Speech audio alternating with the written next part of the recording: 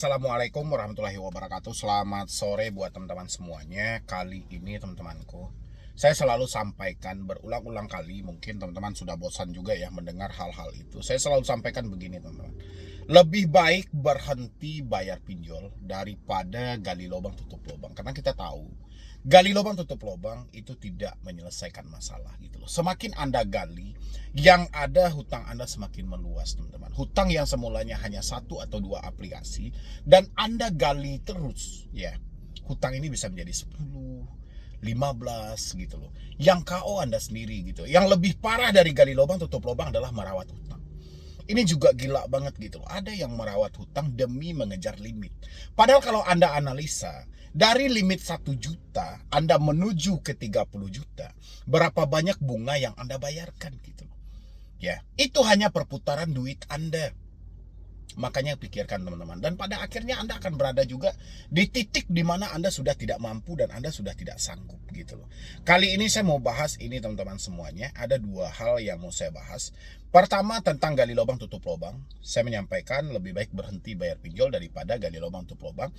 Habis itu kategori ancaman. Ancaman itu apakah semuanya ini masuk dalam kategori ancaman atau ada beberapa hal yang masuknya dalam kategori mengancam gitu. Enggak semuanya juga chat-chat yang mereka kirim itu arahnya ke ancaman. Jadi kita pun jangan jadi orang egois juga. Jangan mentang-mentang kita tidak mampu bayar, kita tidak sanggup bayar, semua yang diucapkan kita sebut itu adalah ancaman. Nggak bisa juga ya teman-teman semuanya. Tapi sebelumnya seperti biasa buat teman-temanku yang baru telat bayar, yang baru galbay dan baru menemukan channel ini, mungkin bisa di like dulu, habis itu di subscribe juga, dan jangan lupa juga di share juga ke teman-teman Anda yang lain, supaya di luar sana banyak lagi orang yang terbantu adanya channel ini.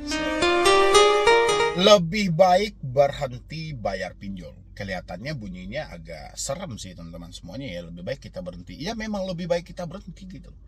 Kita untuk menutupi satu aplikasi, kalau kita bermain dengan gali lubang tutup lubang, untuk satu aplikasi aja kita butuh dua aplikasi. Ingat, pencairan kita tidak sama. Pinjaman yang pertama dengan pinjaman kedua dan ketiga, itu nominalnya makin turun teman-teman. Gak ada yang makin naik. Ya begitu seterusnya yang mau kita ikuti. Untuk menutupi satu kita butuh dua, untuk menutupi dua kita butuh empat, untuk menutupi empat kita butuh 8. Begitu ya peningkatannya. Walaupun kita sama-sama tahu COJK ada bang, COJK ada. Harusnya ini kan bisa dibatasi. COJK itu ada maksimal 3 pinjol tapi tidak berfungsi. Belum berfungsi gitu loh. Ya walaupun kata OJK 31 Januari 31 Juli itu harus dipakai semuanya gitu loh. Ya, pokoknya tidak ada pinjol lagi yang asal memberikan dana kepada nasabah. Tapi fakta yang terjadi di lapangan, hal itu tidak berjumpa teman-teman semuanya. Ya, saya mau bacakan dulu salah satu curhatan dari follower saya. Nanti teman-teman yang mau bertanya juga bisa masuk ke Instagram saya juga boleh, atau melalui nomor telepon yang sudah saya sediakan di YouTube ini, dan teman-teman bisa konsultasi langsung dengan saya ya. Oke teman-teman. Pagi bang, saya mengikuti channel abang di Snack Video. Nah, Snack Video ini teman-teman. Jadi kalau teman-teman pengen juga ke Snack Video, namanya sama dengan YouTube ini. Dan ke TikTok namanya nama pribadi saya aja, Medi Broni, dan Instagram juga seperti itu ya. Saya lagi berkutat di pinjol. Awalnya untuk bayar kuliah anak saya, Bang. Oke. Pinjolnya ada pundi, totalnya 37,5 juta. Easy cash 13 juta. Rupiah cepat 7,5 juta. 360 kredit 2 juta. Ini melampaui batas maksimalnya ya. Harusnya maksimalnya kan cuma 3 pinjolnya aja. Ini kan luar biasa nih. Ada pundi langsung cair 37, kan hebat banget itu. Easy cash 13 juta, rupiah cepat 7,5. 360 kredit 2 juta. Ini kan luar biasa ini teman-teman ya. Saya sudah capek gali lubang tutup lubang. Nah, itu yang saya bilangin. Gali lubang tutup lubang tidak menyelesaikan masalah. Ya, yang ada semakin Anda gali, pada akhirnya Anda akan berada di titik di mana Anda tidak akan mampu. Ya, percaya sama saya, hari ini Anda mungkin masih lancar. Gali lubang tutup lubangnya masih lancar nih. Pinjam ke ini cair, pinjam ke ini cair. Percayalah, akan ada masa dan waktu galian Anda tidak akan membuahkan hasil. Ketika galian Anda tidak membuahkan hasil, disinilah malapetaka itu mulai muncul. Ya, Anda mau bayar ini, udah capek-capek ngajuin, nggak cair gitu loh.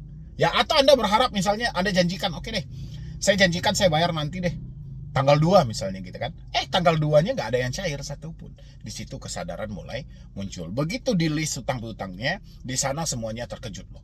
Kok utang saya sampai segini ya? Kok utang saya sampai segini ya? Yuk, siapa yang sudah menjumlahkan total hutangnya dan kaget banget kok utang saya bisa sebanyak ini? Duitnya kemana aja gitu loh. Coba isi di dalam kolom komentar teman-teman semua. Dan Anda jangan salah teman-teman, gali lubang tutup lubang ya, itu adalah trik pinjol teman-teman. Dia sudah menguasai pemikiran Anda. Apa karakter orang ini kalau sudah berhutang? Orang pasti berupaya untuk gali lubang tutup lubang. Jadi ilmu geser-geser gitu loh. Pinjam di sini, geser di sini, pinjam di sini, geser di sini gitu loh. Karakter Anda ini sudah dipahami oleh mafia-mafia pinjol, itu sudah dipahami, dan Anda dihadirkan bersama debt collector. Debt collector pun tugasnya bukan hanya untuk menagih.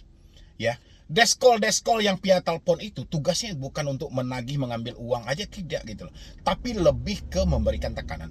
Bagaimana dia mengirim sinyal kepada otak Anda supaya otak Anda berada di bawah tekanan dan di bawah ketakutan.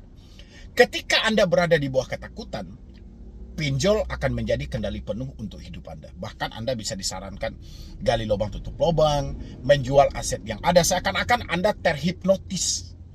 Ya, dalam keadaan tidak sadar gitu loh. Dalam keadaan tidak sadar, bahkan Anda menganggap gali lubang tutup lubang adalah solusi yang paling tepat. Padahal ketika Anda terpikir saja, belum Anda praktekkan, Anda terpikir saja untuk gali lubang tutup lubang, Anda sudah setengah langkah untuk mendekati tenggelam kepada lubang itu.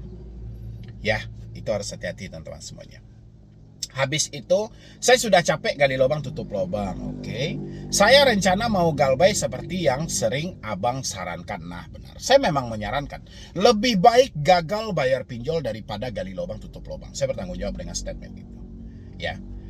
Lebih baik gagal bayar, berhenti bayar, daripada gali lubang tutup lubang. Karena saya tahu gali lubang tutup lubang tidak pernah menyelesaikan masalah, yang ada hanya menambah masalah.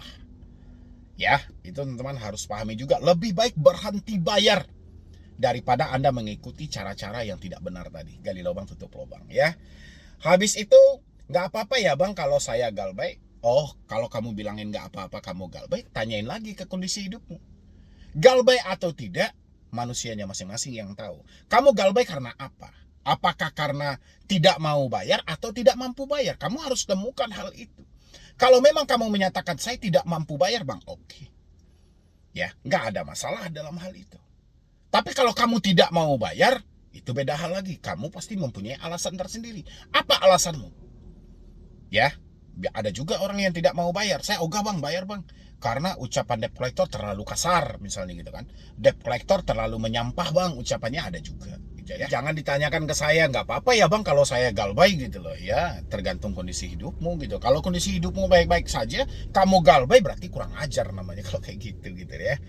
Habis itu ada FC-nya kah untuk aplikasi tersebut di atas? Oke. Kalau untuk ada pundi ya, Easy Cash, rupiah cepat, 360 kredit, ada atau tidak FC-nya, itu sebenarnya tidak peduli teman-teman semuanya. Inilah yang selalu kesalahan terbesar orang ketika tidak mampu bayar pinjol, ketika tidak sanggup bayar pinjol. Ingat teman-teman, ketika masih ada pertanyaan ada FC-nya kah untuk aplikasi tersebut, Anda yang menjadikan Anda gali lubang tutup lubang gara-gara ini teman-teman.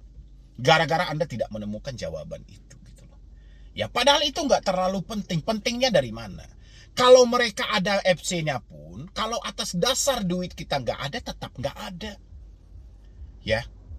Kalau mereka tidak ada FC pun, kalau duit kita ada, tetap kita bayar. Kan seperti itu konsepnya. Ini jangan diputar-putar ya.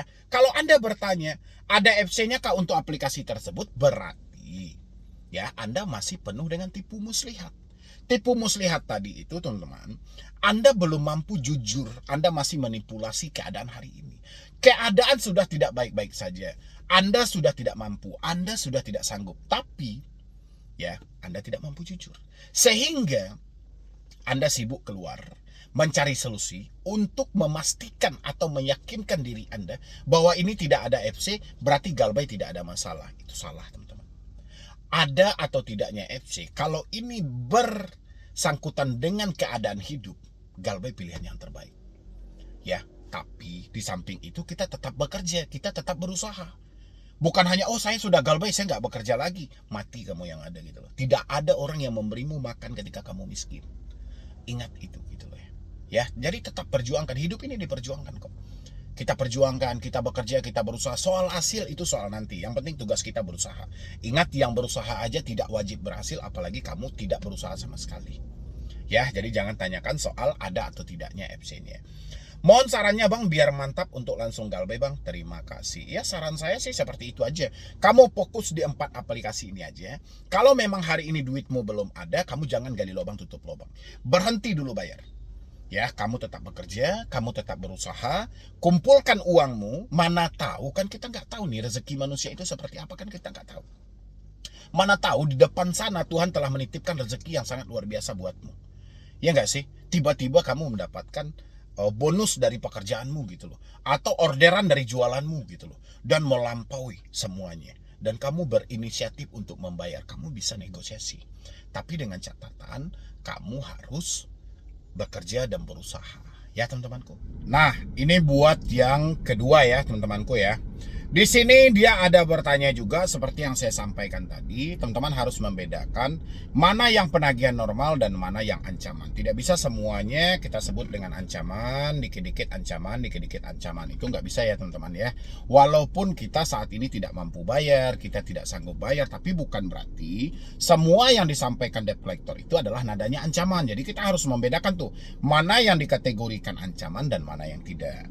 Contoh, kalau dia menyampaikan selamat siang Bapak Ibu, ya sampai hari ini kami belum menemukan nih Anda melakukan pembayaran. Kalau ini tidak dilakukan pembayaran segera, mungkin Anda akan dibebankan dengan denda keterlambatan dan kemungkinan nama Anda akan masuk dan tercatat dalam sistem SLIK. Ya, itu bukan teroran. Itu penagihan normal. Ya, wajar dia menyampaikan hal seperti itu. Kalau semuanya kita anggap teroran, berarti orang tidak boleh menagih dong. Lain hal kalau misalnya mereka menyampaikan, "Oi, kau nggak bayar hutang, kau awas saja ya. Kalau kau tidak bayar juga, data kau akan kami sebar. Kontak daruratmu akan kami hubungi. Kontak-kontakmu semuanya akan kami hubungi. Penagihan ini akan kami perluas ke keluargamu dan segala macam." Itu lebih kepada ancaman, dan kalau dilakukan berulang-ulang kali ya sama aja dia menerormu dan membuat kamu tidak nyaman. Ya, jadi itu harus dibedakan teman-teman. Jangan penagihan normal, kita pun juga tidak nyaman dan segala macam ya. Kalau keinginan kita tidak ditagih, harusnya sejak awal kita nggak minjam kan, kayak gitu jadinya ya. Habis itu dia bertanya di sini, apakah ini termasuk pengancaman? Oke, saya lihat dulu ya.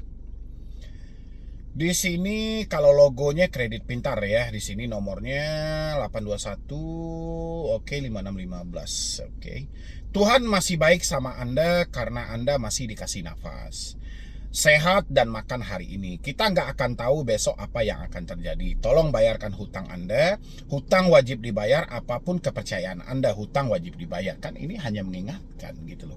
Ini nggak lebih kepada, nggak ada masuknya ke dalam pengancaman gitu loh. Mereka kan cuma menyampaikan, Tuhan masih baik sama Anda karena Anda masih dikasih napas. Ya memang Tuhan masih baik. Kita yang masih bernapas sampai detik ini itu wajib bersyukur gitu loh.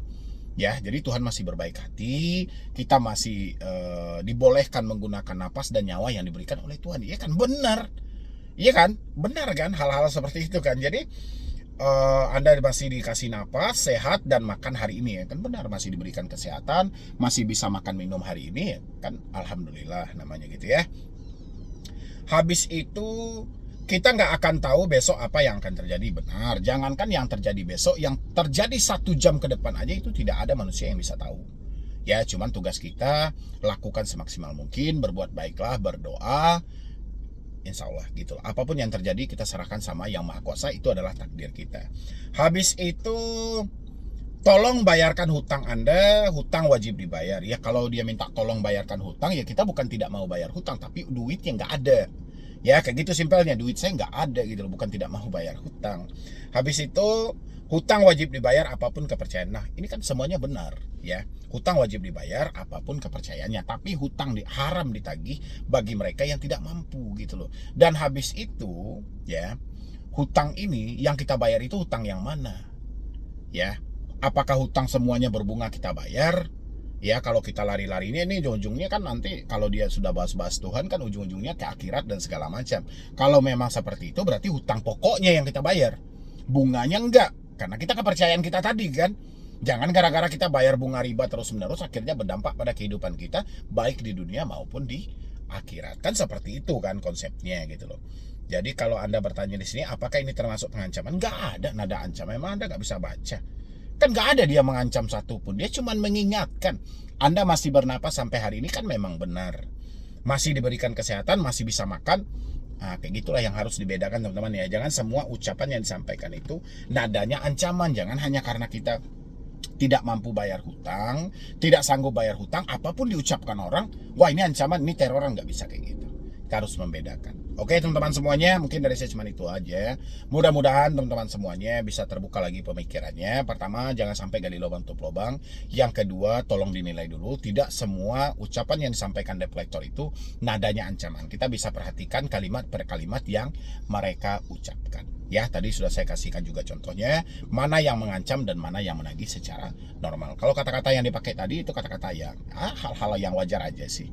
Nggak ada yang dilebih-lebihkan juga kok, semuanya fakta aja.